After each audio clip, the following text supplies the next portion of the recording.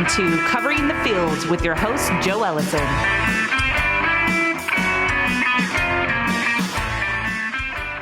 Hello, sports fans. Welcome to the Thanksgiving edition of Covering the Field, the weekly program that analyzes all sports, handicaps them, and makes and reviews predictions.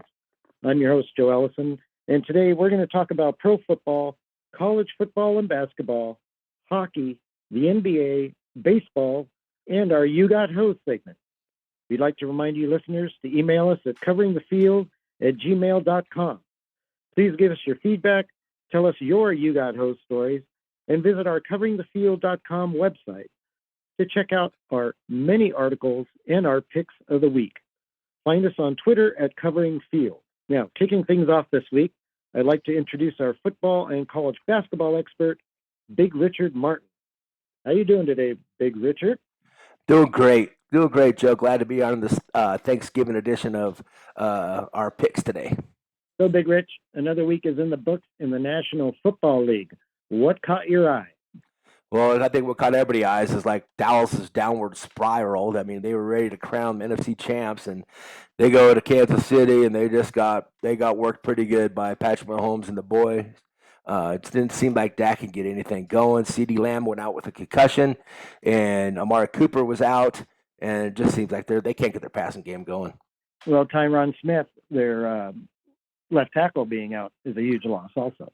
That's correct. Yes, but that was basically won by the defense that I saw. Mahomes had an interception and a fumble. Didn't really have one of his better games. No, I just had him on my fantasy team, and he only got me a whopping 7 points. So, yeah, he didn't have one of his better games. Yeah. New England and Kansas City now in first place in their divisions, and it's really all about the defense. We know that, there's only one quarterback that has 5 road wins this year. Do you know who that is? Got to be Mac Jones. It's got to be Mac Jones, looking like a great pick for the Patriots to fill in for Tom Brady. And, man, they're rolling. They look good. Surprisingly, Houston won at Tennessee in a game where it was raining pretty bad. They could have really used Derrick Henry in a game like that. But 4 interceptions and a fumble, while Houston had no turnovers. And Indianapolis manhandled Buffalo, outrushing them 264-91. And that was 4 turnovers to none for Indianapolis. Yeah, you turn the ball over 4 times, and you have your running back, you're running 4 touchdowns and catching a receiving touchdown. I mean, he's just having a phenomenal year, and he leads the All-Pro, voting right now, and he should because he's having a great season. Mm-hmm. The Giants, New York Giants, firing Jason Garrett, the offensive coordinator. Maybe a long time coming, although he was only there a couple of years. Seemed like their offense was struggling pretty badly. Yeah, I think they have a problem with Daniel Jones at quarterback. I think that's the problem. Barkley goes out with another injury. I mean, he had ACL last year. I mean, that's just tough for any offensive coordinator to overcome that. But I think they got some changes they got to get going, and they're not used to this losing football, and the Giants definitely not going to put up with that. So, how did your picks do last week in the pros? Yeah, well, with 3 out of 4, I mean, I was ready to pull my broom out with the Green Bay pick didn't hit. I just thought Green Bay would play better. And, Cousins has one of his, how do you like that game? And he sure had one. And tip your hat to the Vikings. They look great. Yeah, I went 1-1. New England smothered Atlanta, shut them out. But I had the under on the Green Bay game. Certainly that didn't go under at all. We had that game wrong, but we did good on everything else. So, right. You got some picks for this week? Sure. Let's go over our injuries first. Let's go. We have the Thanksgiving. We have Alvin Kamara still not practicing today, and so he's likely not going to play Thursday night. And Mark Ingram's dealing with an ankle injury. He was limited, so they have some injuries out there in New Orleans. So make sure you check that on after your big Thanksgiving meal if you got those guys in your fantasy leagues. Also, Devontae Adams came up on the questionable list this week. Must have had something to do with his practice because he has an ankle injury and he had a shoulder injury, which had him questionable last week. So he's pretty banged up, and we have to go over that Green Bay game a little bit later. I know it's on your picks. Yes, it is. A little tease for the listeners. That's right. Well, I'm going to give you the Big Richard's Thanksgiving picks of the week. We're going to go with Buffalo -6.5 against New Orleans. Like you said, they're banged up at the running back position. Yeah, they already lost their quarterback. So Seaman, I don't think he can get it done. Buffalo's a Dr. Jekyll, Mr. Hyde team. 1 week they look great, 1 week they look horrible. And I think they bounce back on a short week. Also going to take the Dallas Cowboys -7.5 at those lousy Raiders. They've just been couldn't get anything to going. I think Dallas comes back. Like I said, Amari Cooper's out and CeeDee Lamb is under the concussion protocol, so hopefully he can suit up and play. And then thirdly, we're going to go with, we have to pick somebody against Chicago and at the Lions on Thursday. So, I mean, I'm not going to pick the Lions. I think Chicago, you drop the 3.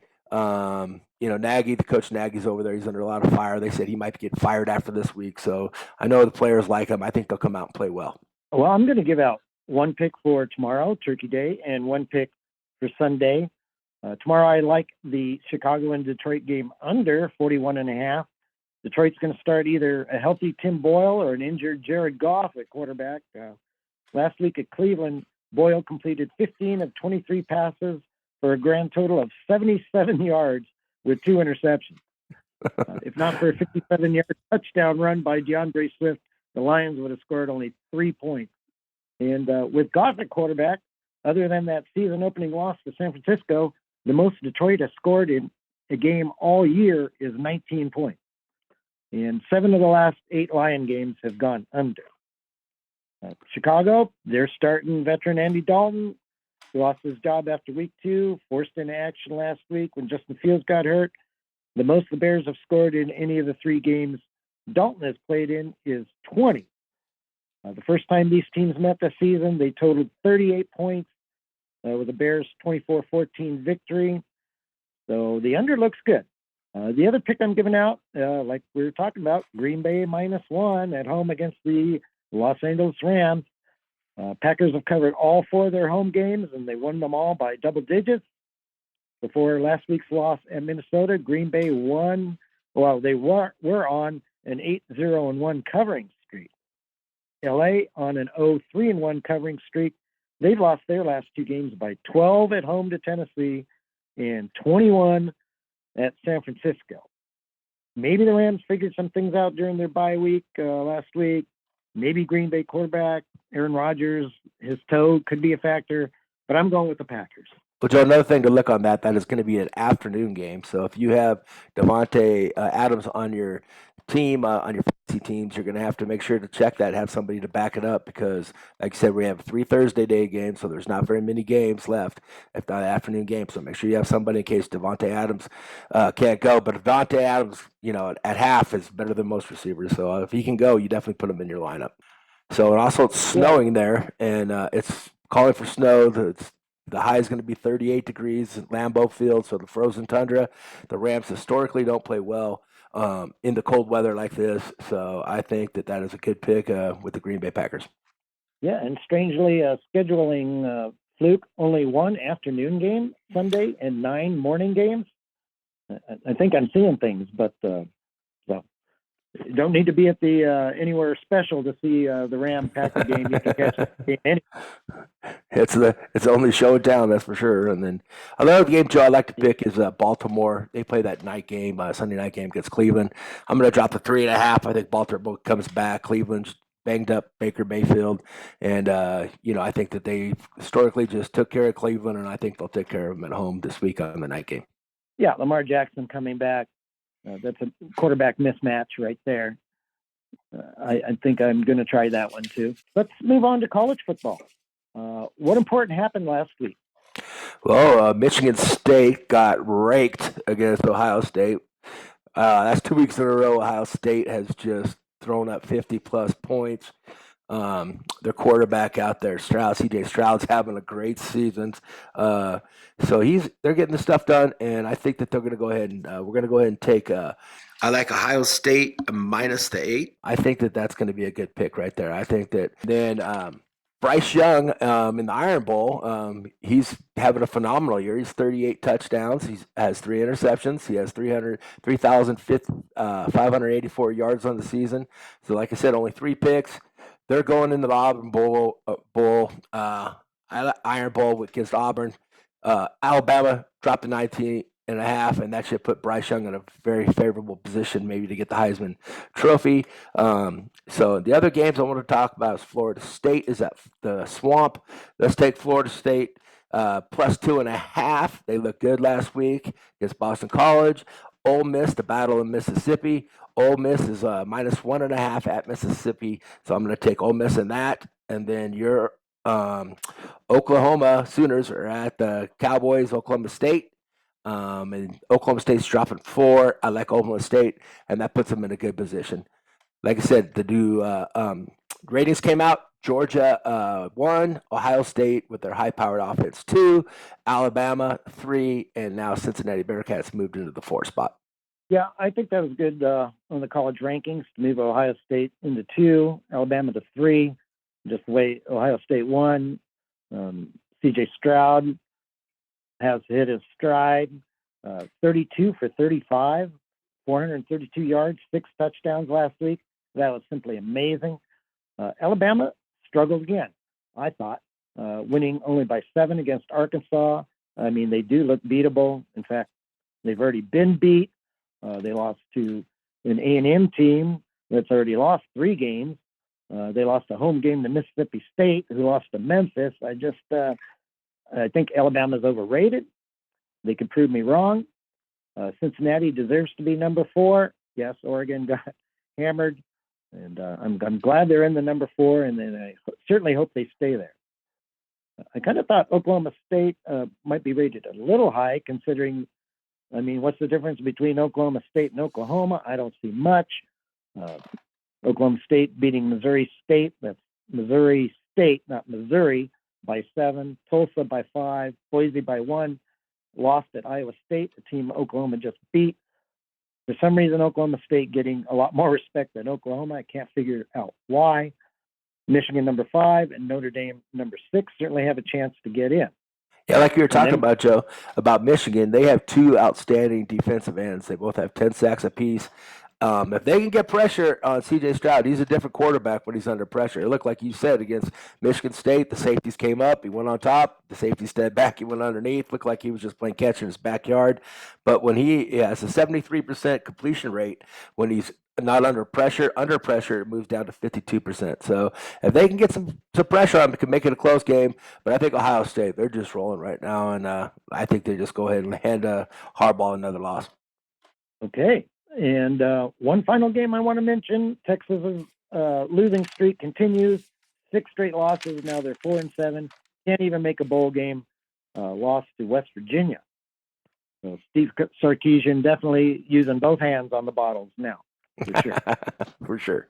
So I went 2-1 on my picks last week. I won with the over on Wake Forest and Clemson. Hit 65. The total was 55.5. UCLA hammered USC. I got that one. Nevada didn't cover. I feel I got hosed, and that'll be part of the show later on. Are there any other ones you're going to pick this week, or should I get into my picks? I think you should get into your picks, Joe. I'm good with the 5 I gave out. I'll put another couple picks on the site. Check out the website then. Well, I like the over 63.5 in that Wake Forest Boston College game. Wake Forest is playing, right? So you have to take the over. I'm going to try South Carolina plus the 11.5 against Clemson. Huge rivalry game. Gamecocks have been surprisingly good this year. Clemson, surprisingly bad. Could be a little closer than that 11.5, I'm thinking, or at least I'm hoping. I'm going to take a shot on Kansas plus the 15.5 at home against West Virginia. Kansas seems to be improving game by game. I'll take the 15.5. It's a great rivalry week. Any other games people should be watching? I think we got all the major games that'll be playing each other. The rivalry games, of course, like the Auburn game's going to be huge. Michigan doesn't get any better than Michigan and Ohio State, Florida State, Mississippi, and also Oklahoma guys going at it. So a lot of good football this weekend. And hopefully we get some money a little better than we did last week. Mississippi State is tomorrow. The Egg Bowl, Washington State, the Apple Cup. Coming up, obviously, Michigan and Ohio State, massive game.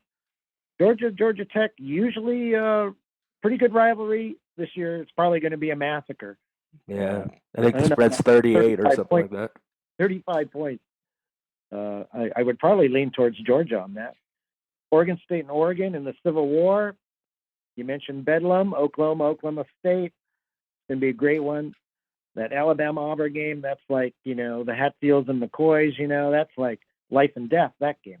Yeah, Bo Nix is out with a bad ankle too, so I mean they're going to be against a tough, they're going to try to run the ball, keep it away from Bryce Young, but I think Alabama rolls. I think Bryce Young's having a phenomenal year. Bo Nix being out is a huge loss for Auburn, and the Florida State-Florida winner goes to a bowl game. The loser does not.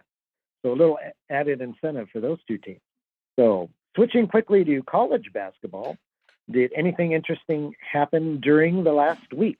Well, of course, something big happened. It was the number 1 or number 2 team played. Gonzaga smashed UCLA by double digits.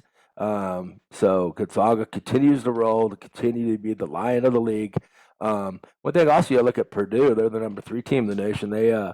They rolled past North Carolina and Villanova last week, so they'll probably move up to the number 2 spot. And one thing to look out for on Friday, you're going to have Gonzaga and Duke square off in Nevada, Las Vegas. So it's a neutral site, so that'll always be a good game to catch Friday night after you have some leftover turkey. Right on.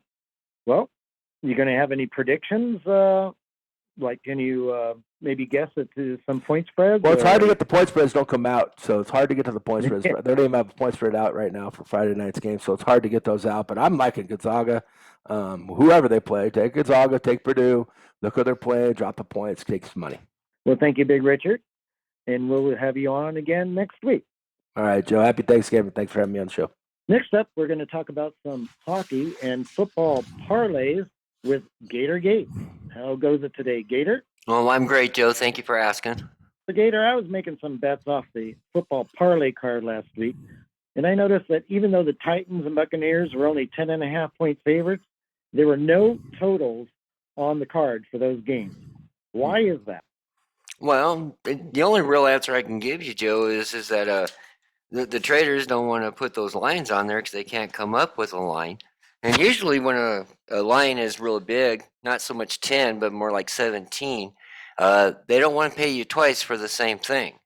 What I mean there is that if you're going to take the minus 17, you're going to take the over. If you're going to take the plus 17, you're going to take the under. So in the book's eyes, they're going to pay you twice for the same game.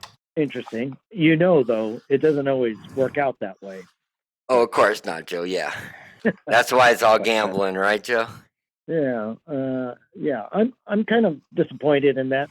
I can understand the 17-point favorite, but 10.5 doesn't seem terribly large to me where it works like that. Mm-hmm. But I guess that's just the way they're going to do it. I also noticed a couple TBDs or to be determined with the Lions and Steelers on the card, which made sense because of injury and COVID concerns. And those numbers were made available before kickoff. They didn't, when you see the TBD on a card, you just have to go ask the writer, and he will tell you what the spread is. Yeah, the reason, Joe, is because those cards, they're being made, and books usually get them on Wednesday night. So, yeah, it's easier to take it off the card or not put anything on the card and just put it on the board. Right. And then when we find out who's actually going to play, then they can put a spread on the card. Right. Then later, unfortunately, the Lions, Ravens, and Cardinals games were taken completely off the card because those teams announced they were starting backup quarterbacks. Mm-hmm. Fair enough. So then those games go to halftime, and I want to make halftime parlays with them. And the writer said parlay betting is not allowed on those games. Why was that? I was given no explanation. Well, your writer probably didn't know why, and to me, all I can do is just assume. I just assume that the writers can't come up with a line to put on there, and so it's just easier for them to not have one than it is to lose money. It's all about money, Joe. They want to make money. Yeah, well, the way I look at halftime is like it's a brand new entity. Really not a whole lot to do with the beginning of the game at that point. The score is 0-0. I couldn't understand why I couldn't parlay. It was very confusing, very frustrating to get my bets in. Well, time is going, ticking away. One game is going off. Another game is going halftime. Mm-hmm. Yeah, I can understand your frustration, Joe. Yes. It was, but they don't really know what I'm betting. Maybe I want to middle the game, or I might just want to bet the opposite of my original bet. Right, and they're just going off of the odds they're just going by numbers and odds. Well, next up, we're going to talk about some hockey, Gator, and what happened in the National Hockey League this past week. Well, biggest thing that I got was Braden Point was first announced that he was out indefinitely on Sunday, but Tampa Bay came back out and said that he could be back in 4 to 6 weeks. Now, Point had an NHL best 14 goals last year's playoffs, and they're already missing Nikita Kucherov, their star right winger, and he will be out for another 4 to 6 weeks as well. Now, Tampa Bay is 10-3 in their last 13 games, and they play Seattle Friday. But after that, they play at Minnesota and at St. Louis. I do think that their two teammates out, Minnesota, St. Louis, both can have a good chance of beating the Lightning. And what about the Chicago coaching? We had some turnover, obviously. Somebody got fired a while back. Right, Joe. Rob Cookson was announced as assistant coach, and Marc Crawford was announced as the associate coach for Chicago last Wednesday. Cookson worked on the staff with Ottawa, Calgary, and Philadelphia Flyers. Marc Crawford, he played left wing for Vancouver in 1981-82 season through the 1986-87 season. Now, he played in 176 games, had 19 goals and 31 assists. And when I saw these numbers, Joe, I was kind of shocked. I remember Marc Crawford. I don't remember him as a player. I remember him as a head coach. It was 1996 when he won the Stanley Cup with Colorado. Yeah. So, yes, he did coach Vancouver also later on. That didn't work out too well. So he was a player too. I guess a lot of these guys were players. It's just they ended up being better coaches than players, obviously. Right, yeah. Well, and again, when I saw these stats or writing down these stats, I was just really shocked they were that low. But you're right, Joe, and he's known more for being a coach. So who's hot in the NHL right now? Okay, well, we're going to start with the East, Joe. And in the East, we have Carolina, Florida, Toronto.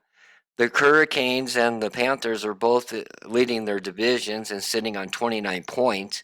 Carolina is 14-3. Florida has won 3 straight.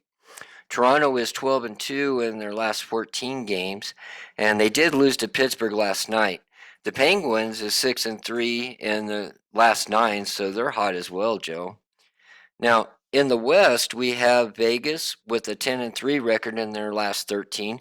Colorado have won 5 games by scoring 31 goals and only giving up 13. And Chicago are 5-2 in their last 7 games, Joe. Maybe that coaching change was the right thing to do. Suddenly they're heating up. Yeah, you gotta give a lot of credit, Joe. All this off the ice stuff is not influencing the players like you think they would. So you gotta give a lot of credit to the players. So who are the cold teams right now? Okay, well, our cold teams, go back to the East, are the Islanders, Ottawa, and Buffalo. The Islanders are 0-6, Ottawa is 1-8, and Buffalo has gone 2-9 in their last 11. Now, in the West, the teams that made the not list are the Kings, Los Angeles Kings, and again, Vancouver and Seattle made the list. Now, the Kings, they are freezing. Winless in their last 5 games. They play Toronto tonight, and Saturday they are at home against Ottawa. Now, the Kraken and the Canucks, they are both 3-8 in their last 11. Not sure what I could say about them, Joe, but both teams look like they're just going to keep struggling this week as well. Now, Vancouver has Pittsburgh tonight, Blue Jackets Friday, and Boston on Sunday. The Kraken have Carolina at home tonight, and then they're in Tampa Bay Friday, at Florida Saturday, and at Buffalo Monday. Well, I could see, Buffalo and the Kings cooling off. They started off pretty hot to the season. They weren't really supposed to be that good, were they? No, not at all. I had them pretty down there low. I was really shocked how Buffalo started. Impressed, actually. Yeah. The one that is still surprising me is the Islanders. That's one of those teams that we talked about being one of the favorites to win the Stanley Cup. They're in last place in their division. But the odds makers haven't totally given up on them, though. I noticed the other day they're still only 20-1. Well, you do have Varlamov. You do have Varlamov on that team, and he just came back. Just kind of like Marc-Andre Fleury had his problems. I'm hoping that he can just ride this, and if the Islanders can just get into the playoffs, I think they'll be all right. But geez, I don't know. Their team is just so out of whack right now. Well, at least they have Varlamov in goal. They got potential, and they also have Barry Trotz as head coach. I'm figuring they're going to figure things out. The guy's a tremendous coach. He's my favorite coach. I can't believe they're in last place right now. Yeah, and they haven't even won a home game yet, Joe. And I don't know. You don't want to get into that where you keep losing at home and everybody wants to come to your house. They circle it on this calendar. Yeah, that's not a good situation to be in. But I'm expecting that to change very quickly. They're giving up way too many goals. That's not Barry Trotz's style of hockey. Usually it's a low-scoring game when the Islanders are winning. And it's not happening now. So how did your picks do from last week's show? Well, Joe, last week I started out 4-1 before Saturday's game, and then the rest of the week I went 1-4. So I ended up 5-5 for the week. Not terrible, but not good either. Got to at least be over 500, I would think. Well, we're going to turn that around this week. What are your predictions? Well, there are 13 games on Friday, and I have 4 picks. I got Tampa Bay over Seattle, Colorado over Dallas, Anaheim over Ottawa, and Toronto over the San Jose. Now, the Sharks did beat Carolina Monday night, though. Kind of impressive there. Now, Saturday, like I said, I haven't been doing that great on Saturdays, so I only picked one game, and the only game that I'm picking is Florida and Seattle, just to see if I could break that streak. Sunday, the Islanders are at the Rangers. Now, I know it's a rivalry game and anything can happen. The Islanders could win, but I still think that the Rangers will win by 2. They're just playing pretty good right now. And I also like Chicago over San Jose that day. Now, Monday, if Seattle is going to win a game this week, this is their best chance against Buffalo. But being at home, I do like the Sabres. And Winnipeg is going to play Arizona. That should be pretty simple. And my last pick is Carolina over Dallas on Tuesday. So those are my 10 picks for this week, Joe. All right. Well, is there a game that's worth watching that you're probably not going to bet on? Something on TV? Watch over the holiday weekend? Yeah, I want to just mention this game because it comes on at 10 o'clock in the morning on Friday. It's the Rangers at Boston. It's going to be on Channel 8, ABC. So, yeah, that should be really good. Get up, watch that. Have leftover chicken dinner, I guess. Yeah, whatever you eat. Or turkey dinner, correct. Turkey, duck, chicken, turducken. Well, personally, I'm having spaghetti, Joe. Nice job. Thank you, Gator. Thank you so much. See you on later on the You Got Hosed segment. Okay, thanks. Next, we have our NBA analyst, Marc the Shark Sabella. How you feeling today, Marc? I'm doing great, Joe. How are you doing? Fantastic.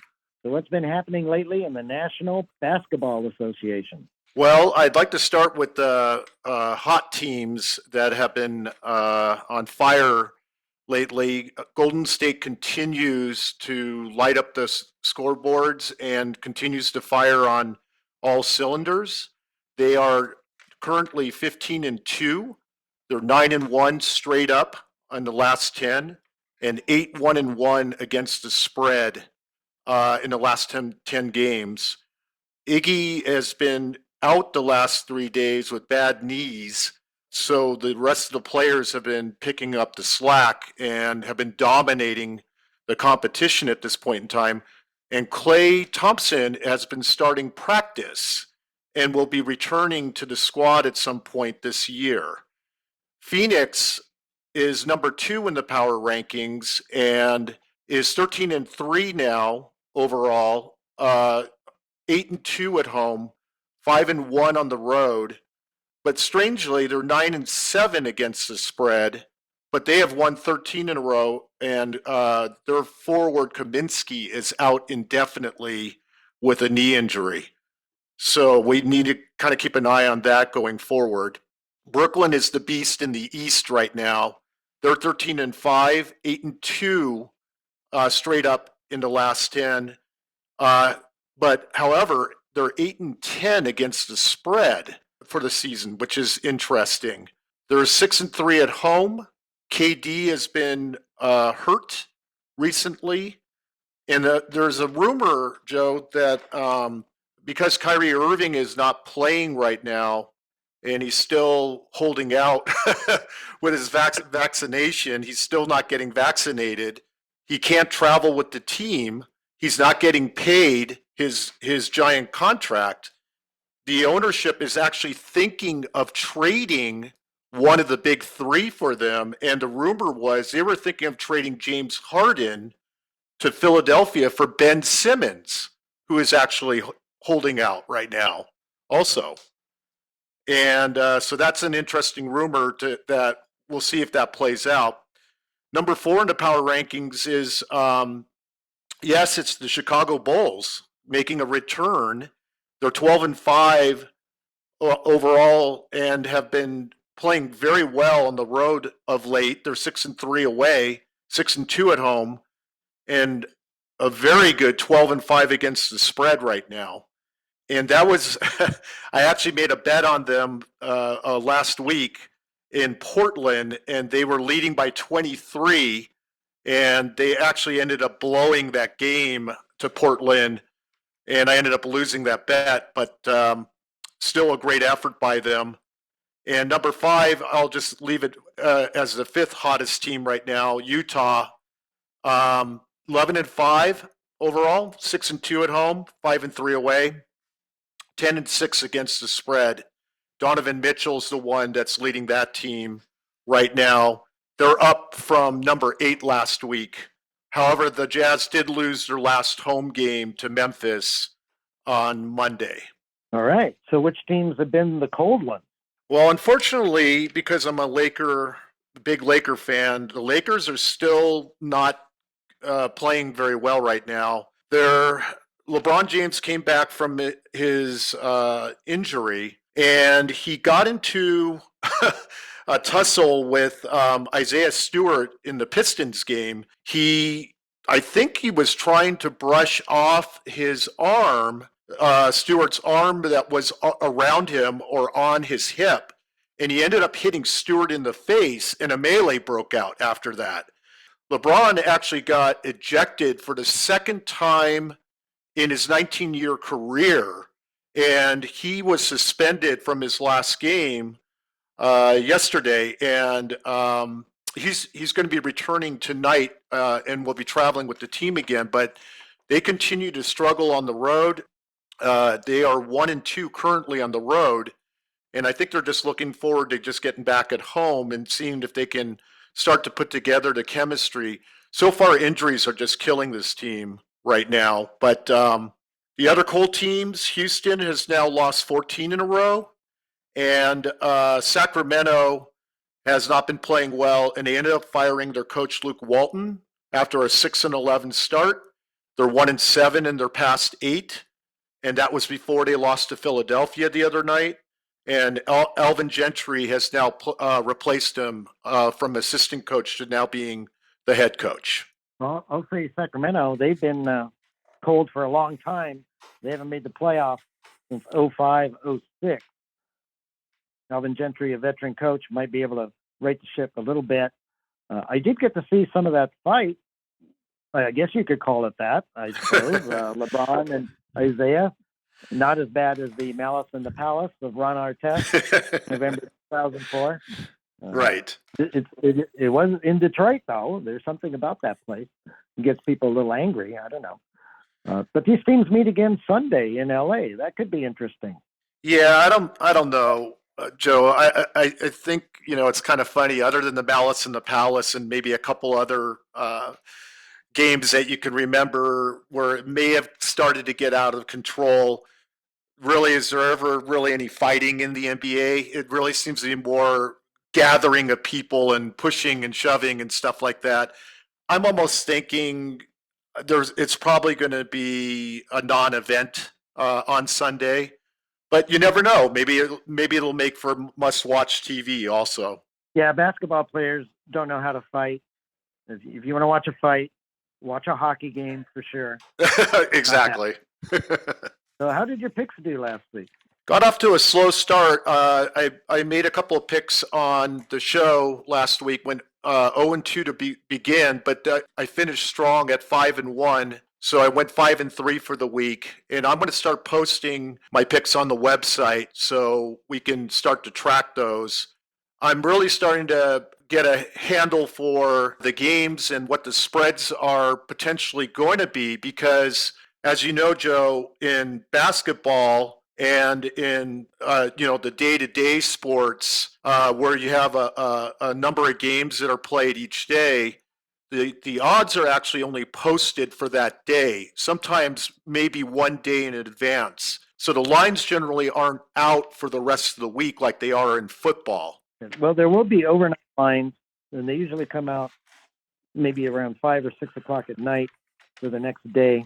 Check your apps or check your sports books for those. Hopefully your writer will leave them out in the bins for you, or you can always check the kiosk if you're at the book. So I guess that's about it, unless you got something else on your mind in the world of the NBA. I actually have a couple other things, Joe. I have a question for you.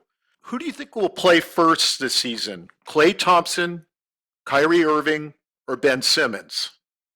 Wow, that's a tough one. Well, Ben Simmons refuses to play, and there's no trade that they're talking about. Well, you said maybe Harden for Simmons, but if that happens, I would pick him.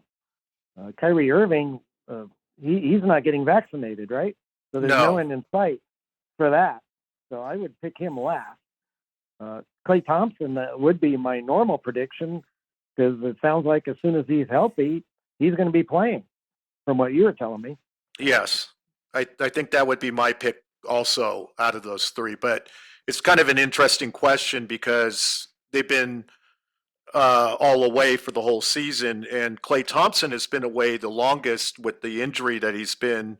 A couple of injuries actually over the last couple of seasons. So it would be ironic if he was the first one to actually play this season out of those three. Well, thank you, Mark. Thank you. We'll have you on again next week. Happy Thanksgiving, Joe. Our final guest today is our baseball aficionado, Ronnie McKinnon. How's it going today, Ronnie? Joe, I'm doing cool. How about yourself? I'm doing fine. I do want to make a couple corrections on something that happened earlier in the show. The 49ers are hosting the Vikings, and the Broncos are hosting the Chargers in the afternoon. I've got a sheet here that says they're playing at 10 in the morning, which is like never happens, but I guess the old sports books make mistakes too once in a while. But anyway, getting to the baseball, the postseason awards are all in now. Who got the rest of the hardware? Well, Joe, Cy Young was announced actually last Wednesday night after our show. And Robbie Ray from Toronto won for the American League, and Corbin Burns from Milwaukee won for the National League. And I think those were the right picks. Then on Thursday, the big one, the MVP, and Ohtani did win the AL MVP. Bryce Harper won for the NL. That's actually the 9th pair since 1931 from players that won the MVP that weren't on a playoff team. So, but I think they both deserved it. I'm not a big fan of Harper, but I think he deserved the NL, and obviously Ohtani deserved the AL MVP. Pretty amazing. No one's ever done what he did. Oh yeah, I mean, it was pretty wild. Actually, Ichiro Suzuki and Ohtani now are the only two Japanese-born players to win that, to win the MVP. So, yeah, he had a great year. Pitching, hitting. I mean, he hit 257. That might not sound great, but he had 46 home runs, 26 doubles. He led Major League Baseball with 8 triples, 100 RBIs, 103 runs scored, 26 stolen bases. He was 9-2 as a pitcher, and with a 3.18 ERA, 156 strikeouts and 130 in the third inning. So pretty incredible. And Harper overcame, I guess it was the second time he won the award, overcame getting hit in the face by a ball early in the season. That's right. Yeah. And that's, when you think about it and how hard they throw and all the different stuff they throw besides fastballs and not knowing where it's going to come, it just makes you realize again just what it takes to be a professional baseball player and stand in there and then get hit in the face and come back and then have an MVP year. So, yeah, and he's done it with two different teams now. He's the fifth player to do that. He won one with Washington and now with Philadelphia. And, I mean, he had a great year. He deserved it. Again, not a big fan myself, but I definitely think he earned it. So what about this Robbie Ray guy? Apparently he was pitching for Arizona right up here in northern Nevada in Reno at one time. That's right. And that, he just had a phenomenal year, actually, for, Toronto. And totally deserves it. He actually, we had talked about this on a previous show. He was led the American League in ERA also. Yes, he did. He had 248 strikeouts leading the majors. Yeah, we talked about those stats before also on a pretty amazing year. He got 29 of 30 first place votes. Somebody actually did not vote him as the winner. But compared to last year, nobody would have thought he would have been the Cy Young winner. He led the majors in walks last year, not strikeouts. Right. Got traded. It's really amazing. He could come back like that. Yeah, totally a great year. And speaking of that when you mentioned that about the voting, like I forgot to mention Ohtani was actually the 19th unanimously selection in the history. Actually, the first one since Harper was unanimously selected in 2015. As far as Corbin Burns, you said his ERA led the majors, but apparently he had the same amount of first place votes as Zach Wheeler. Right, and Zach Wheeler was also in on that, the Cy Young. Burns had a pretty incredible year. I mean, there was one point when he had a consecutive strikeout record. Yeah, he didn't walk people. I mean, he deserved it. He deserved it, no doubt. Yeah, he got the voters' attention early for sure. He set a record 58 strikeouts before he gave up his first walk. That's right. That's right. That's exactly right. Tied a record with 10 consecutive strikeouts of batters. Yep. And he combined a no-hitter also. Yeah, with the relief pitcher. Exactly. Yeah. We had mentioned that too on an earlier show. Yeah, he had a great year, and I think he earned that Cy Young also. So could have been even better. He actually had COVID and was out for 2 weeks. Yeah, pretty amazing. So did we talk about comeback player of the year last week? No, I have that. They just announced that just since last week's show, and so Buster Posey. That's the second time he's won comeback player of the year, and well deserved. And then Trey Mancini for Baltimore won. He came back from stage 3 colon cancer and hit 20 home runs, and he got comeback player of the year for the AL. And I think both of those were well deserved. Well, thank you, Ronnie. And we'll have you on again next week on the show. All right, Joe. Thanks for having me, and happy Thanksgiving to everybody. Yes, ladies and gentlemen, it's that time for the moments we've all been waiting for, the stories that make us furious about bets that appeared surely to be winners, but in the end, something went horribly wrong, and they ended up being losers. It's a segment we affectionately call You Got Hosed. You Got Hosed. So, Gator, do you have a You Got Hosed story this week? Yeah, Joe, I'm going to go to Formula One. The championship is between Max Verstappen and Lewis Hamilton. And in Qatar, Max had a 14-point lead heading into the weekend. After qualifying, Hamilton was on pole. Verstappen was seated second. 90 minutes before the race started the next day, Red Bull was told that they just got issued a penalty for not slowing down during the caution.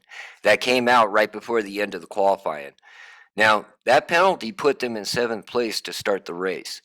Verstappen said the stewards weren't waving the yellow flag and the caution lights had gone off. Max also said that he never gets presents from them, so it's okay. Now, he did finish in second place behind Lewis and has an 8-point lead with 2 races left. But once again, Red Bull got hosed. Now, I just want to say happy Thanksgiving to everybody out there. Do you have a You Got Hosed story, Joe? Yeah, I do. I feel I got hosed in the Nevada game last Friday against Air Force. I take Nevada going off as a 1.5-point underdog, and they end up losing by 2. I guess things do happen in 3 sometimes.